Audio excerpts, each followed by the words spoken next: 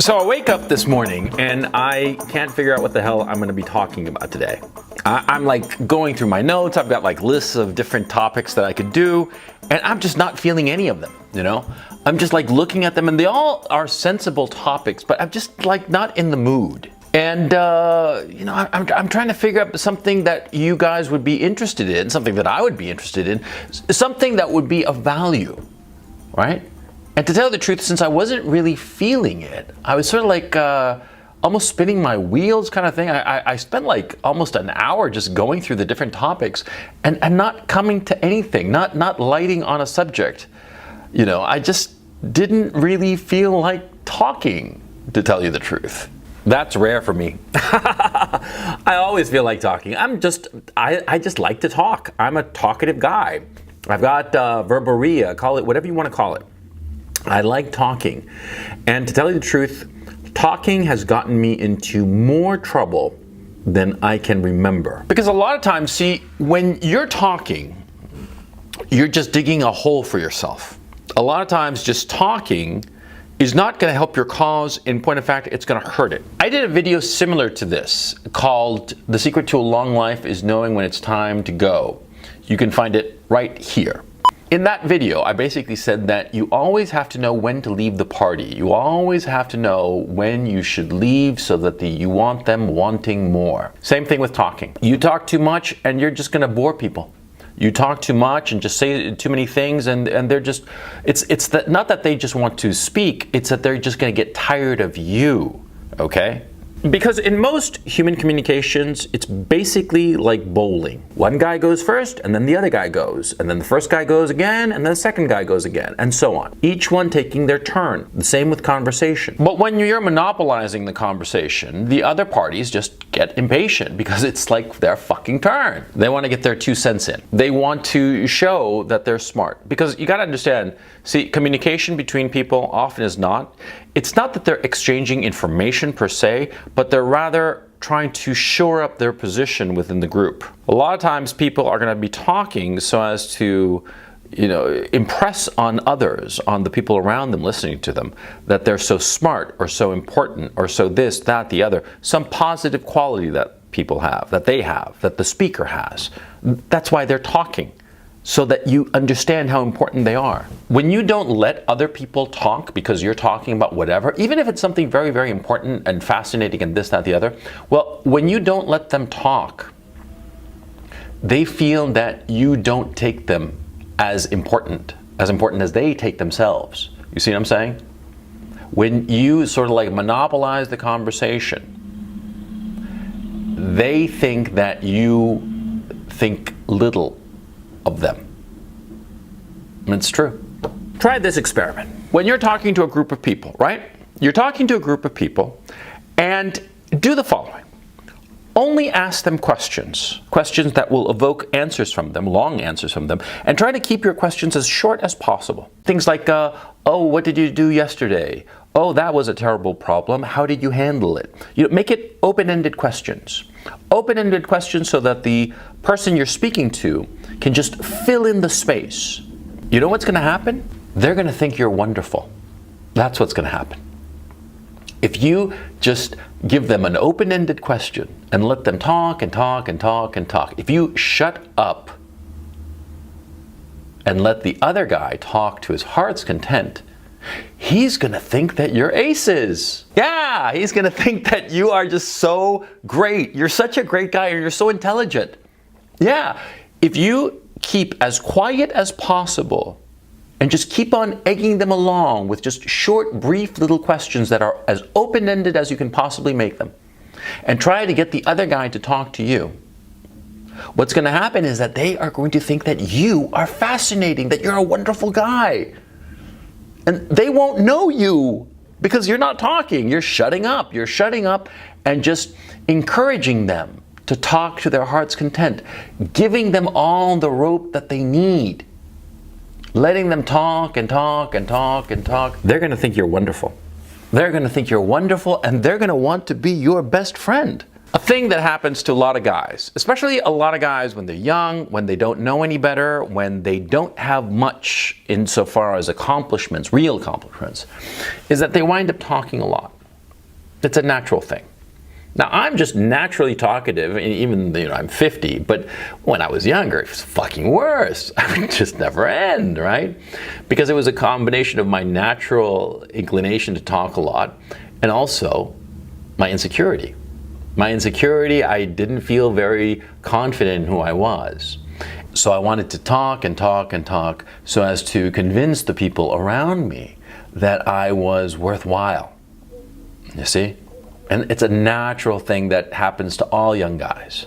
You find yourself in the position that you're talking a mile a minute about whatever you find interesting. Chances are, number one, nobody else finds it interesting. And number two, the real reason you're talking about this thing is to show your mastery over this particular topic, or to show how clever you are, or to otherwise basically shill yourself. And that's what you're doing. You're shilling yourself when you talk. When you talk to people, you are trying to convince them that you're wonderful. And see, it's hard to make that kind of a sale. It's hard to convince people that you're wonderful. It's much easier to get them to think you're wonderful by you asking them questions, by you basically ceding the stage to them, just stepping aside and letting them talk to their heart's content. Yeah. And that's how they'll think that you're wonderful, even though you don't say a fucking thing.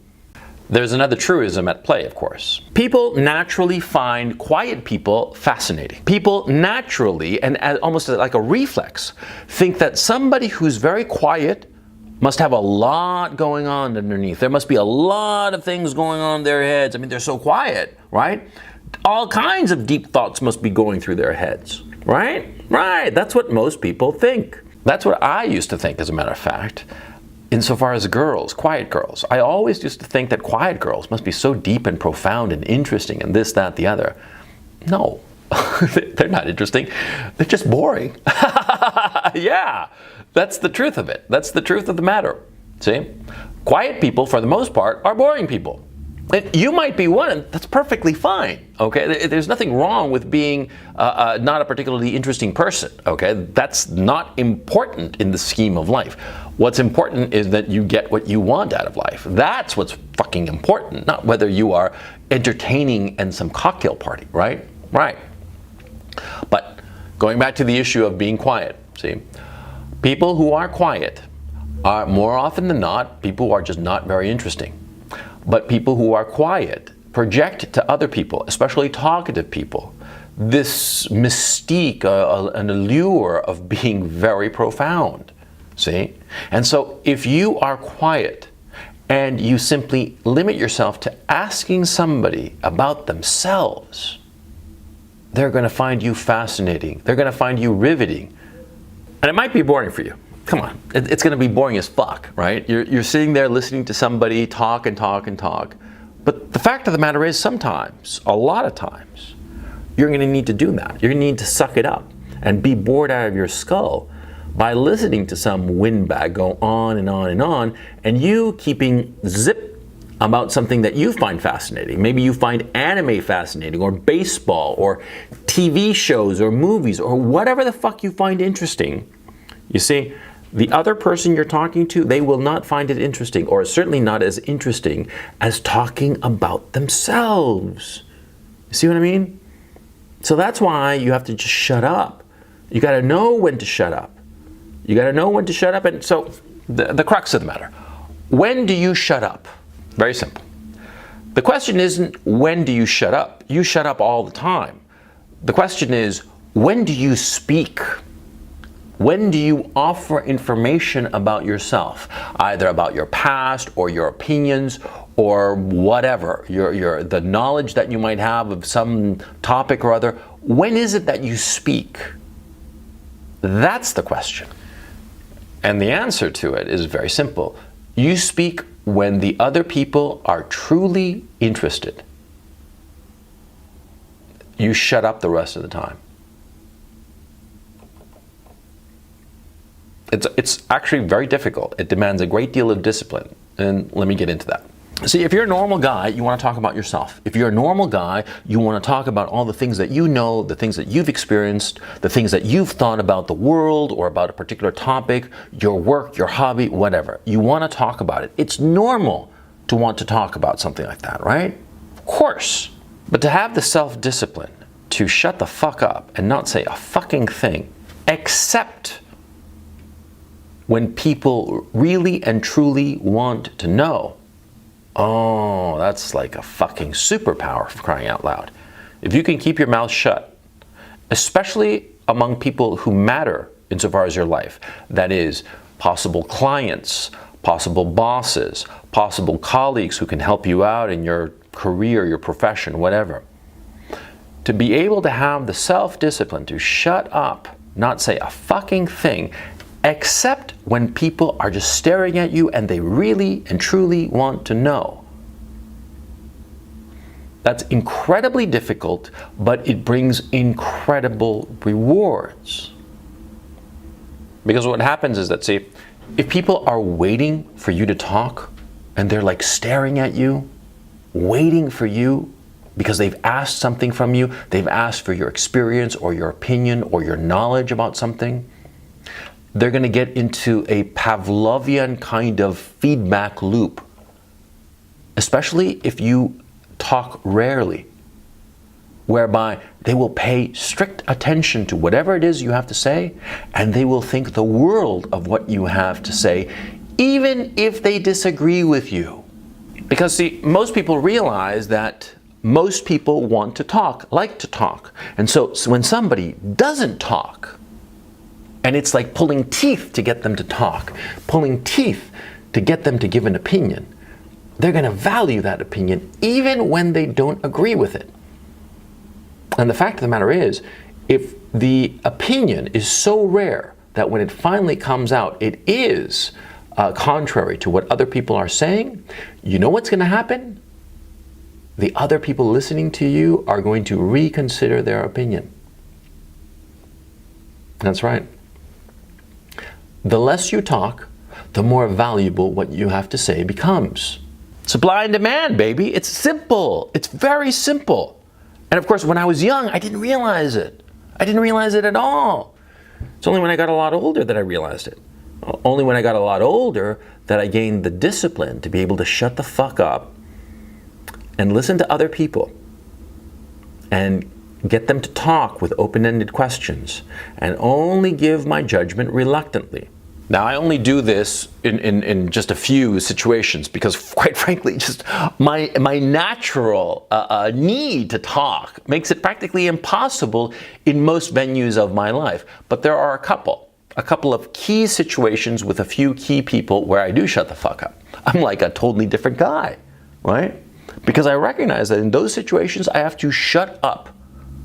Because it hurts my situation, my position. It hurts my objectives to open my mouth and just be as loquacious as I usually am. So you gotta know when those times come around. You gotta know when you gotta just shut the fuck up. See what I'm saying? Now, of course, some people are gonna say, well, by being that, I'm not being myself. Nobody is themselves. I did a fucking video on it. You can find it right here. Nobody is themselves. We are all playing a role. Shakespeare said it, all the world's a stage and we are merely players, right? Or words to the effect. We are constantly on stage portraying to be somebody that we really aren't. We're players. We're actors. That's what we're doing. See? And so the issue becomes, of course, do you want to be a successful actor that gets what he wants? Do you want to be a successful player who achieves the things that he desires? Or do you want to be some schmuck who just talks and talks and talks and never gets anything that he ever wanted? Huh? Which is it going to be?